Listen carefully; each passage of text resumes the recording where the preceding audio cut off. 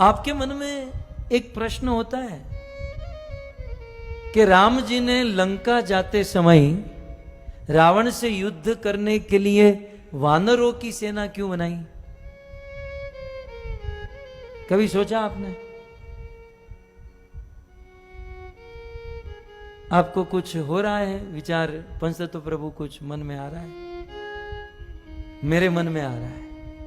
Election के result के बाद मुझे बहुत समझ में आ रहा है कि राम जी ने मनुष्य की सेना न बनाकर वानरों की सेना क्यों बनाई। 4 जून के रिजल्ट के बाद इतना समझ में आया कि राम जी ने अच्छा हुआ वानर की सेना बनाई, अच्छे से राम जी के साथ रहे, रावण के साथ युद्ध किए, विजय प्राप्त हुई। यदि मनुष्य की सेना लेकर राम जी गए होते ना, तो ये मनुष्य राम जी के साथ तो चलते, लंका भी पहुंच जाते, लेकिन लंका जाकर देखते ओ रावण की लंका सोने की बनी है, ये सारे मनुष्य सोने की ईंट, सोने का हार, उसी में रह जाते और राम जी अकेले हो जाते। यही बात नरेंद्र मोदी जी के साथ कल हुई है। सस्ता राशन चाहिए, सस्ता गेहूं चाहिए, सस्ता चावल चाहिए, उस थोड़े बहुत धन रुपये के प्रलोभन में एक साधु का साथ छोड़ दिया भारत के लोगों ने। कितना सुंदर आयोजन नरेंद्र भाई मोदी का था कि 400 से अधिक सीट आए तो आने वाले दिनों में निर्णय लेने में या परिवर्तन लाने में कठिनाई नहीं होगी। लेकिन हमारे अपने ही सनातन धर्मी हिंदू भाइयों ने, बड़े दुख का विषय है, मुस्लिम भाइयों ने 90% वोट किया और ये कहलाने वाले सनातन हिंदू धर्मी ने केवल 50-55% वोट किया। मैं आपके हाथ उंगली देखना नहीं चाहता हूं या दिखाना नहीं चाहता हूं कि हम कैसे हैं, लेकिन बड़ा दुख होता है कि हरि का एक लाल है।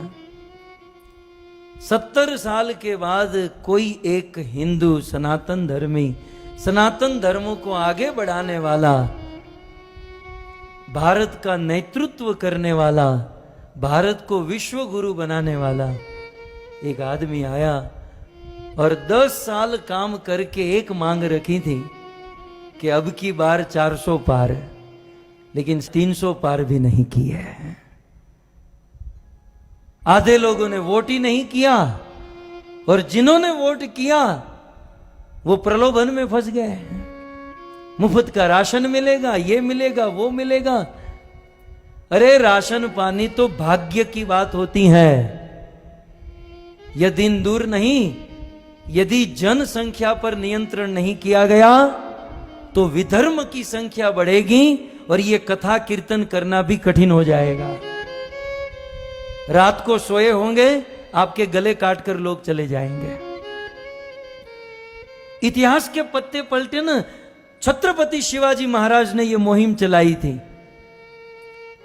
लेकिन छत्रपति शिवाजी महाराज को सनातनी हिंदू धर्मी ने ही साथ नहीं दिया और आगे बढ़े तो महाराणा प्रताप ने यह मुहिम चलाई थी। उनके अपने ही लोगों में फूट पड़ गई और उन्होंने साथ नहीं दिया और आगे बढ़े। भारत आजाद हुआ तो सरदार वल्लभ भाई पटेल ने मुहिम चलाई,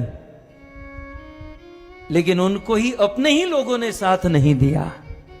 और आजादी के 70 साल के बाद एक आदमी 10 साल के अगाह परिश्रम के बाद 400 पार जाना चाहता था, लेकिन हमारे अपने हिंदू सनातन धर्मी ने ही उनका साथ नहीं दिया। मैं तो मोदी जी को यदि मेरी आवाज पहुंचे तो यही सलाह दूंगा, भाई आप 70 साल के हुए हो, खा पीकर मौज करो, ये किसी के नहीं होने वाला है। इनको गुलामी करने की आदत ही पड़ गई है। एक आदमी ने बहुत सुंदर लिखा कि ऐसा लग रहा था कि हिंदू जागा है। ऐसा लग रहा था पिछले 10 सालों में कि हिंदू जागा है, लेकिन कल समझ में आया जागा था बाथरूम करने के लिए, फिर सो गया।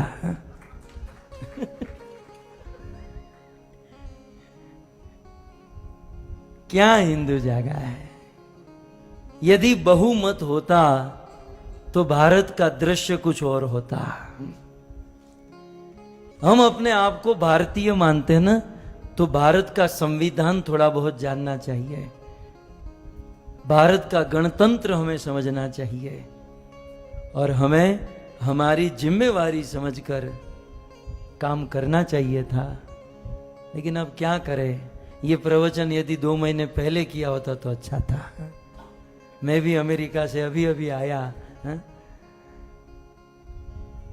लेकिन हमें तो विश्वास था, पता नहीं ऐसा निकलेगा।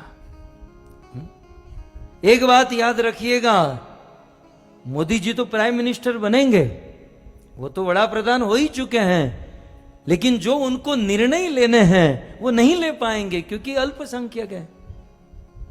जो उनको क्रांति लानी वो नहीं कर पाएंगे। तो इस दौर से ये मोदी जी की हार नहीं है, ये हम हिंदुओं की सनातन धर्म की हार है, ये हम लोगों की हार है। और हम लोग वो छोटे छोटे प्रलोभन में हैं।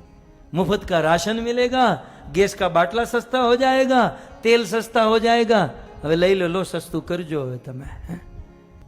धर्म के, इस सनातन धर्म के उजागर करने में एक बहुत बड़ी आश थी, एक बहुत बड़ा होप था, लेकिन नतीजे के बाद